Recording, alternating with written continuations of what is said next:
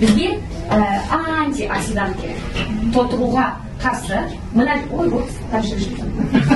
төрттігіштің бәрі гормондар жұмыс істеу үшін мен айттым тотығу болмау керек, көмекшілер керек деп. Қалқанша безі. Мен мынаны егер маған рұқсат берсе, мен азырына қалқанша безін сатушым. Потому что именно қалқанша безді қозатын мынау. Бұның ішінде нони деген нәрсе бар.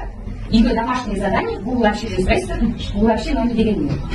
Сол бұл айтты сіздерге ол. И ары қарай, бұның ішінде янтарная кислота дейді, баяғыда помните, моншақ болады. Сол моншақты қазір экспорацияның ішіне салып қойған. Оның системасы да бар. Яғни янтарная кислота клеткамға митохондрияларға энергия қоя береді. То есть как будто включатель осылады.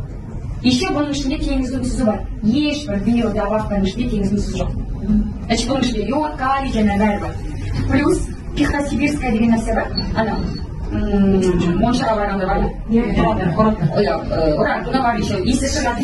Сол пихтосибирская соның экстракциясына салса, ол алады екенен бауырдағы жаңағы рецепті бар ғой, гормондарды белсенділігі, соның жұмысын жақсартады. Қысқаша айтқанда. Еще бұның ішінде витамин С бар. Еще яблочная, молочная, винная, уксусная кислота. Яблочный уксус та бар бұның ішінде. То есть біреуінің ішінде 7-8 ингредиент. Бір-бірінің жұмысын күшейді. Өзі кисленький, да? 25 мл таңғы астан кейін ішеміз. Көзіміз ашады.